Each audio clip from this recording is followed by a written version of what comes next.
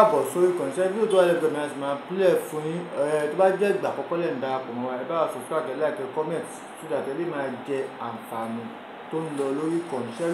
fídíò yẹn ọ̀rọ̀ àṣírí ńláńlá ló tún yọ pẹlẹpẹ síbẹ̀ bọ̀ ẹ máa ká fi ọ̀pá pọ̀lọ̀pọ̀lọpọ̀ ejò kí ẹ wo fídíò yìí. bó ṣe fẹ́ ní ìsìn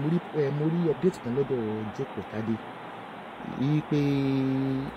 ó screenshot tẹ̀mítẹ́mi yẹn sọ pé kí Ìyábọ̀ ọ̀sá fún wíìzì Ìyábọ̀ ṣé mo fẹ́ gbé Ìyábọ̀ pọ̀ ní abúlé mo jẹ́ bí ìyá rẹ̀ ṣáájọ́ ọ̀rọ̀ aláṣìírí mi ṣé mo sọ wípé ọ̀rẹ́ mi ni Ìyábọ̀ torí pé mo ojú òrò mo ojú òrò lárí akúṣẹ́ ní gbogbo yín mi ò lè sọ fún àti wọn fi kún ìyàtọ̀ rẹ̀ gbogbo nǹkan tí mo ti fowó dé mi ò lè sọ fún àlàyé ti gbọ́ ọ̀gá ṣé Ìyábọ̀ sọ fún yín pọ̀ rẹ̀ ni wa ṣé Ìyábọ̀ sọ fún yín pé a súnmọ́ ara wa mo lówó mo ṣe lọ Tanzania because I love travelling mo enjoy ara mi I want a week before the party I love to explore it's not by force I just love to explore my next trip now that I'm planning I want to go to Kenya I love travelling. Tell us wípé ọ̀rẹ́ mi ni Ìyábọ̀. Okay, ìgbà tí wọ́n tẹ̀ wá ń sọ wípé you that Lizzy Anjorin wípé Ìyábọ̀ tó súnmọ́ mi ṣé wò ó súnmọ́ mi ìgbà tó súnmọ́ mi ló bá kàtẹ́rì àmì jẹ.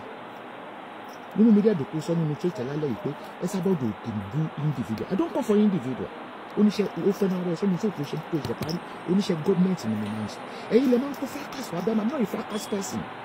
because they will pay you to come and antagonize my church.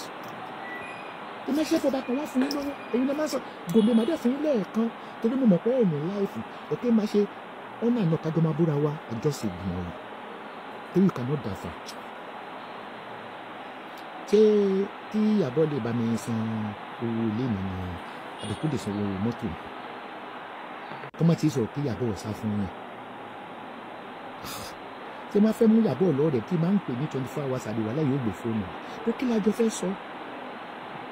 Kò open gossip fún mi nípa anybody èmi ò lè open gossip kí la fẹ́ lọ́jọ́ lọ sọ ẹ ṣáà sọ majority mo fi máa block ẹ̀ náà ni pé kí n máa sẹ́ndì fíìmù lounge fẹ́ pírísì nǹkan èmi náà ń tajà lórí fóònù mi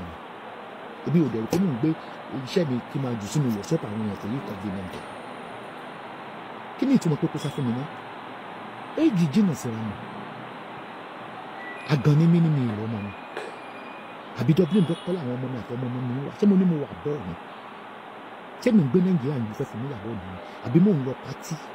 dábàá sọ pé mo tẹ̀lé Ìyábọ̀ lọ sí pátí.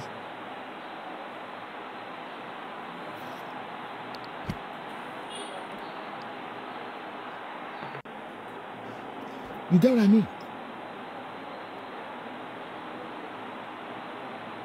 I don't care. Tẹ́mi bá bá Ìyábọ̀ ṣe ni help wọn ni tí màmá promote fíìmù wọn àtàwọn wọ́n promote ewé àtògbè mi rí àbí wọ́n promote pé nǹkan lè ń ta ní tọ́kìlì oríwo ni àwọn Nollywood fẹ́ ṣe fún mi ẹ̀yin náà lẹ́gẹ́ kọ́ máa jọra wọn lójú tí wọ́n máa yín promote ọjà tí wọ́n rí tí wọ́n wò yí pé ẹ̀ ń ṣe àfíìmù wọn sinimá wọn ìjọ òun báyìí náà yín promote ọjà wọn rí.